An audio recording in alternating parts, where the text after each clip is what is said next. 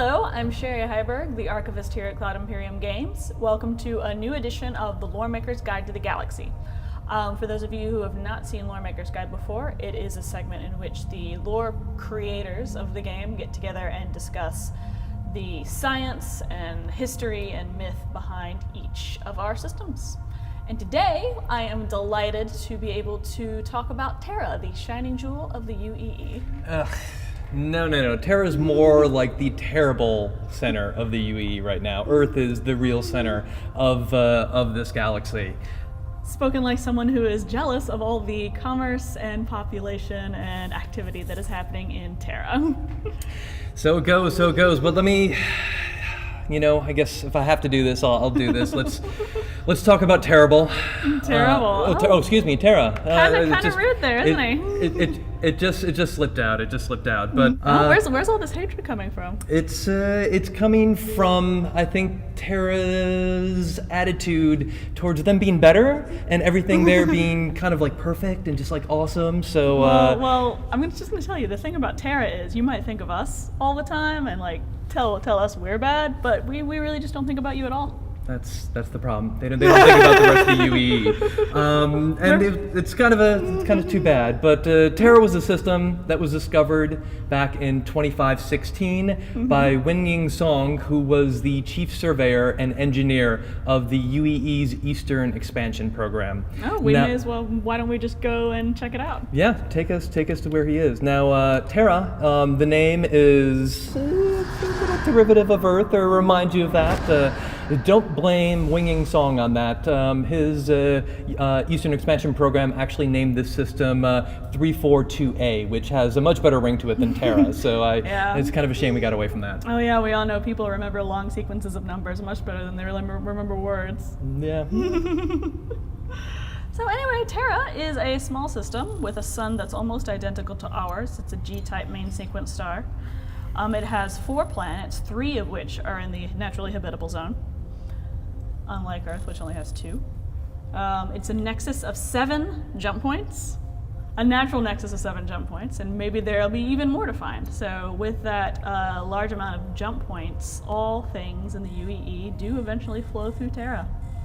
And the star was named Terra Nova after the planet, which was a bit of an unusual move, but it had stuck. The UEE approved of that name, and here it is today. All right, so let's move out to Arrow here, the first planet in the system. This is Arrow. It is the first planet in the system. It's a mesoplanet, which inhabits the kind of a gray area between dwarf planets and major planets. It is full of rich minerals, but so far the heat on the planet is a little bit too much for anyone like human or machine to go down and mine what's there. But eventually, with the power of human innovation, we will get there, and we will be able to harvest the incredible amount of minerals that are present within the planet. And that's another thing about Terra that's a little infuriating, is that they just believe that human progress is all that is needed for this universe to be shaped in the way humanity wants it to be. It's whether it's us finally figuring out the science to get really close to a sun that we were never ever intended to get really, really close to, just so we could extract resources for more trade, which benefits them, and all that fun stuff. It's very indicative of the political movement that you find very apparent here. It's basically, this power center is here in Terra. It's called the Transitionalists, and they are very progressive. They believe that Terra should actually be the capital of the entire UEE, as crazy as that sounds, versus the Centralists, who are a political entity group that believes in keeping Earth and humanity's roots, though ugly they may be at some points, as a reminder of where we all began. So that's one little strange thing about Terra, just that idea that if we just believe hard enough that we can make this right, that it can go right. Well, that's what they said about space travel too. And look at us, we've colonized the whole galaxy. Nah, not the whole galaxy. Not you guys may want to, but we haven't gotten there yet. Anyway, these 2 moons of Arrow right here are captured asteroids, Petrum and Petrus. They're a little misshapen, and I remind you again that the star map is not to scale and it's not true to shape. we are hoping in the future to get that addressed. So let's zoom out here and let's visit Pike, the second planet from the sun. Here we go. It is technically in the habitable zone, but it's a little bit too hot for people. So instead of having people on the surface, there's a big, there's this marvel of technology there. It's an automated mining system. It makes it so that people don't need to risk their lives doing high danger, high stakes mining, and instead it's put in the hands of automation. It is maintained by professionals who visit the planet every so often to make sure that nothing's going wrong and to perform maintenance on the robots. And the wealth of minerals found on this planet is largely responsible for the wealth of Terra. Yeah. Along with the wealth in the asteroid belts and the asteroid cluster. So yeah, there's just a lot of good resources here that are both exported to the rest of the galaxy and keep Terra from becoming too polluted.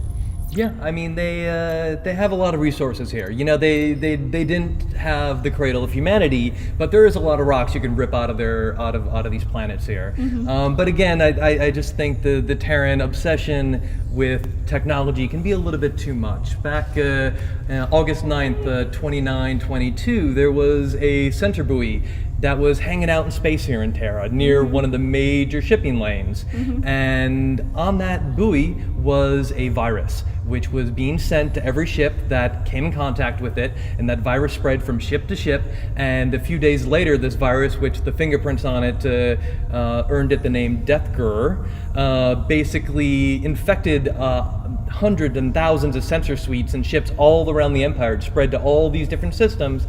And just one day, everyone who had Deathgur in their sensor system just went to straight grayscale, and they couldn't fly. It drove flight to a halt in many systems. It killed a lot of this very prosperous trade in Terra. It drowned that to the halt, all because of this technology that the Terrans just believed a little bit too much in to really watch out for dangers like this. So yeah, it's nice you have resources, but run by technology, but it's not always the best thing. I mean, viruses happen every day, but clearly the only virus that matters is the one that happened here in Terra. Am I right, everybody?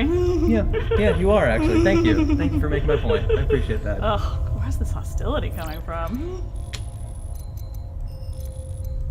Anyway, here is Terra itself. It is a naturally occurring super Earth with low density, so that the gravity is quite within human limits, so that people can thrive pretty easily on it. It has an environment that didn't need to be terraformed, so it was basically ready-made for people to move in. There's evidence that a civilization once was on this planet. It's no longer there, so there were no sentient life forms to massacre, unlike some other planets I can name. The environment is largely unspoiled by human activity. When people moved in, there was a movement to keep the environment from getting too polluted, unlike what humanity did to Earth. Very sad story. We're still dealing with the fallout from the heavy pollutants that have affected the balance on Earth to this day. And so when we moved to Terra, the goal was to make sure that did not happen. Luckily, we were able to keep that up, so Terra currently has this, it's well known for its lovely balance between nature and technology. And so you get wonderful views from the various landing zones. Yeah, It's just a pretty nice place to be. Yeah, I'll give Terra props for, especially Prime, which is a very beautiful city that really does balance technology and the cityscape along with the nature around it. It has, it pretty much has everything there except for a native culture of its own that it can really identify with. It's just, so if you're into vapid places, this is a great beautiful place to visit, but not much past that. Terra has its own culture. It's this beautiful mix of cultures from all over the galaxy.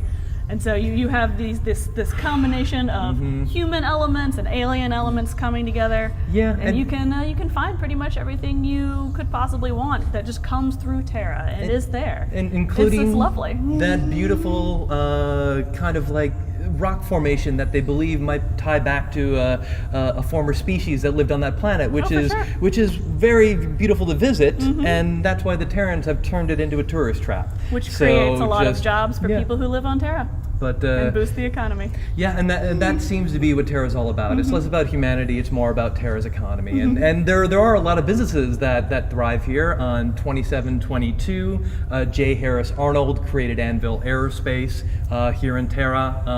In 2913, Jennifer Friskers very famously moved Origin Jump Works from Earth to Terra. It was very controversial. And even recently, the Terran senator, Kelso Albavar, basically lobbied on the behalf of the JISO Corporation, which is a Xi'an corporation, so that they could have business licenses to run CTR refueling stations all around the empire, which is great for haulers, and it's a great way to have a lot of that trade and money go out of our empire at the end of the day. So it's yeah. Well, Terra has always been very good about progressive relations with aliens, and if not for Terra's progressive relationship with the Xi'an, we may still be under the thumb of the Messer regime. That's very true, and it's hard to deny that point. And if we want to go to our fourth planet in the system, this is Gen. It's pronounced Gen. Oh, is it? Yes. Okay. Okay. All right. Yeah. All right. See, Karen's always going correcting you on pronunciations and stuff like that. Oh, yeah. So this is it's not represented in the UE Senate. It's mainly a diplomatic and military planet. So it's a good place to talk about the political influence that Terra has exerted on the UEE over these past centuries. It goes back all the way to the Mesa era, where Terra really was the focal point of anti-Messer information or anti-Messer activism during those dark times. There was even the tragic story of Asan Kiran, who in 2638 proposed an amendment that would have basically given Terra sovereignty from the UEE. He lost his subsequent Senate race, which he claimed was due to voter fraud. Quite possible in that day. That's odd. He did go missing shortly thereafter. It was a very sad, tragic point, and I have to agree that the Terrans were good at being able to pull the Messer regime out of there, because if it wasn't for Terence Akerai in 2789, who independently negotiated a peace with the Xi'an, which basically undercut the power of the Messer regime and led to their downfall just a few years later. And that's all well and good, and it was really nice to be a part of that. But that attitude still continues to today, where their current senator Mira Nyo has still proposed that the center and the capital of the UEE move from Earth to Terra. This happened just 2942, just 4 years ago. So you would think you guys would just be happy being a part of this greater entity rather than wanting to make that entity your own. Oh yeah, it's not about making it our own. It's about moving the capital to a more centrally located place with more jump points so that more people can visit it, more decisions can be made by more people, and more people can participate in the democratic process. So they say. So they say. Anyway, that about covers it. I'd like to mention the Henge cluster real quick. It's a cluster of asteroids. They naturally occur in space. They usually exist at Lagrangian points, which are natural gravity wells between major celestial bodies. It's got some good minerals in it. And we also have out here, and I'd like to point out the Marisol belt real quick here on the outskirts of the system. It forms a protective ring, which captures incoming asteroids and has kept the collision of asteroids on many major bodies in the system to low. So that's great. They have a great space that keeps them from asteroids and a little more distant from the Van Duel front. So, all the more reason to move the capital of the UEE to a protected location. Anyway, thank you for tuning in.